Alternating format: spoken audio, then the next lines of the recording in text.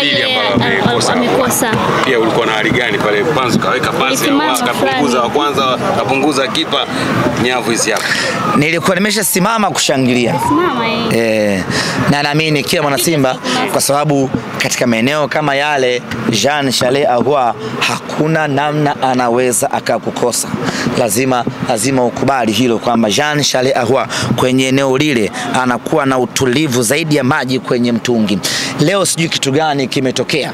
Tuseme hayakuwa mapenzi ya Mungu na bahati haikuwa yake. Na mpira una mambo mengi ndugu zanguni. Mpira una mambo mengi ndugu zanguni. Yes. Sasa nilikuwa nishanyanyuka kusema kwamba kazi na lile goli lilikuwa la mwishoni kabisa. Finali. Goli. Lakini amefanya kazi kubwa ya kumpunguza goli kipa kwenye kupasia tunyavu pale. Ndio ambayo katokea bahati mbaya, ngoma ikaenda nje. Mimi niwaambie wana Simba, hatuna sababu yeyote ya kumlaumu Jean Charles Ahoua.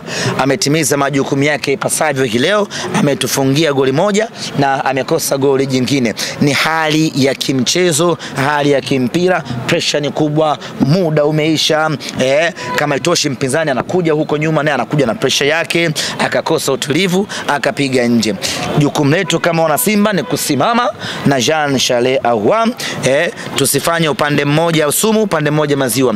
Jean Charles Ahoua anatakiwa kuwa upande mzima maziwa, kwa sababu goli la kwanza amefunga yeye na goli la kumaliza shughuli akakosa. Ni mambo ya kawaida kwenye mpira wa miguu. Tuendelee kumpa moyo, tuendelee kuwapa moyo kwa sababu tunahitaji akili ya Ahoua katika mechi ya marudiano. Tunahitaji miguu ya Ahoua katika mechi ya marudiano. Tunawahitaji wachezaji wetu wote wakiwa kwenye utimamu wao kwenye mechi ya marudiano. Twende tukafuzu Afrika Kusini.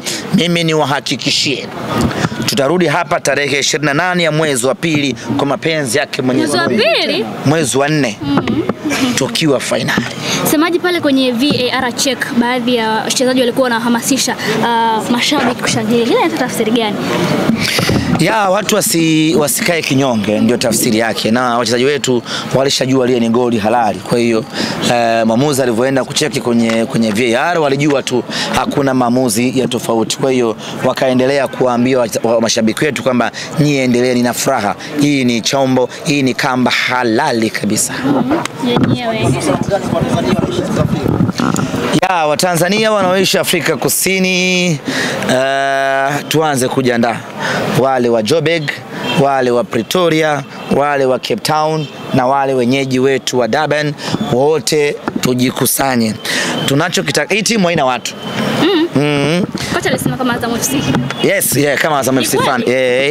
Kama ina mashabiki basi wanaweza kuwa 4. Na wachokoza ambao ni waajiriwa wa kiwandani.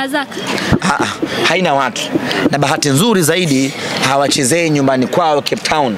Wanakwenda kuchezea katika mji mwingine. Sasa tunachotaka ni kuwa surprise. Yani sisi tuwe wengi zaidi. Kwa hiyo nichukue nafasi hii kuwaomba mashabiki wa Simba, na uzuri Johannesburg tunatawi pale, wekundu wa Johannesburg.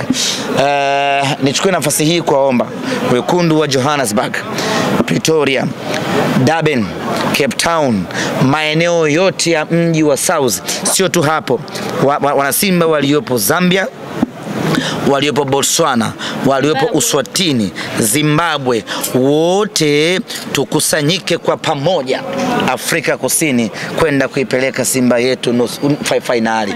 Tukiungamana tukawa wengi, huyu atufunge hata iweje. Nakwambia atoboy atufunge hata iweje.